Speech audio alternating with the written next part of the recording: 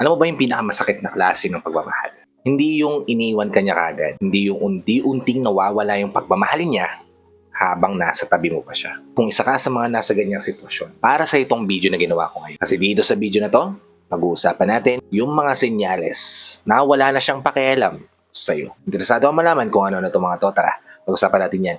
Just keep on watching.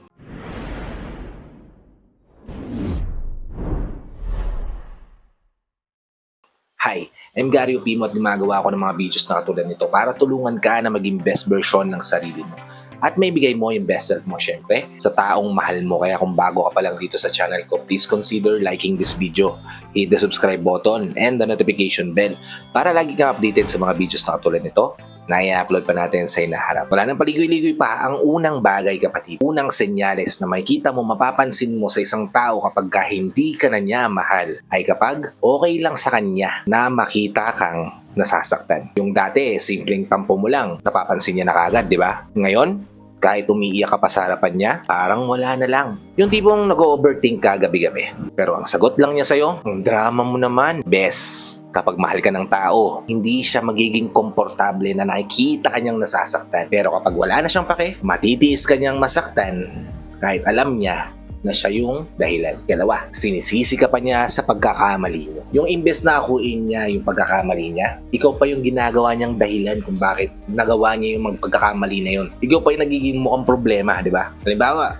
nahuli mo siya nagsisinungaling. Tapos ang rason niya, siyang toxic mo kaya hindi ko na lang sinabi. Hanggang sa unti-unti mo lang napapansin na ikaw na lang yung nagsosorry. Kahit alam mo sa sarili mo na wala ka namang kasalanan. At eventually, mararamdaman mo yung pagod. Hindi dahil sa palagi kayo nag-aaway, kundi dahil sa pinaparamdam niya na ikaw palagi ang may mali. At ang ikatlo, mas pabor pa siya sa iba kesa sa'yo. Yung tipong yung concern na hinihingi mo sa kanya, yung pansin na inaas mo sa kanya, sa iba niya binibigay. Yung tipong mas mabait pa siya sa ibang tao, mas masensyoso pa siya sa mga kaibigan niya, mas sweet siya kapag ibang tao yung kausap niya. Habang ikaw, bare minimum lang. Masakit kasi talaga sa pakiramdam na ikaw yung partner, pero ang pakiramdam mo, outsider ka lang sa buhay niya. At ang ikaapat, hindi niya inaalala yung mga importanteng araw nyo. Yung tipong dati kabisado niya yung monthsary date nyo, favorite food mo, at kahit ano pang mga maliliit na bagay na alam niya na gusto mo. Pero ngayon, birthday mo, nakakalimutan niya. Yung anniversary nyo, parang ordinaryong araw na lang. Kasi sa totoo lang, hindi naman tungkol yun sa petsa lang. Tungkol yun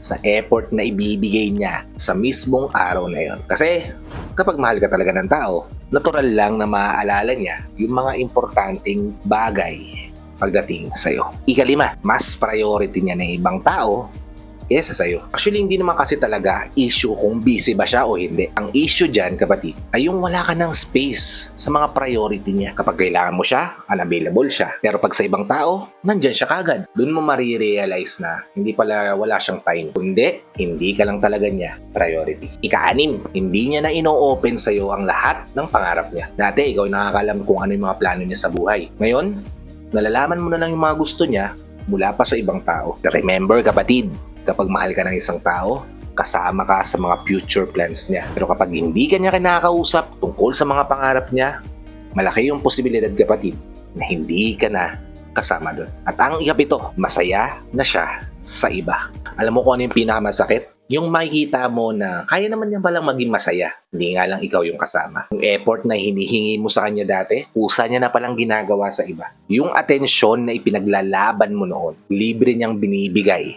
sa ibang tao. Then eventually, marirealize mo, kapatid, kapag ginagawa niya na itong mga bagay na to sa'yo, hindi naman pala kulang yung pagmamahal na binibigay mo sa kanya. Kundi, mali lang talaga yung tao pinagbibigyan mo nito. I hope nabigyan ko ng insight ideas o tips dito sa video na ginawa ko ngayon. If nabigyan ko kayo ng insight ideas o tips na liwanagan yung isipan nyo, please help me share to your loved ones na posible ring maliwanagan ng isipan dahil dito sa video na to. Para nakatulong na kayo sa kanila, nakatulong na rin ako sa kanila. Sa lahat ng OFW viewers natin at sa mga viewers natin dito sa Pilipinas na walang sawang nanonood, sumusuporta at palagi naka-tune in sa bawat video na ina-upload ko. Maraming salamat po sa palagi niyong panonood at pagsuporta. Kung bago ka pa lang dito sa channel ko, please consider liking this video.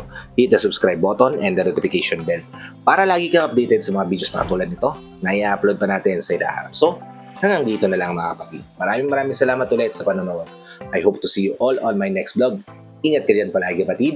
May God bless you and always protect you. Peace.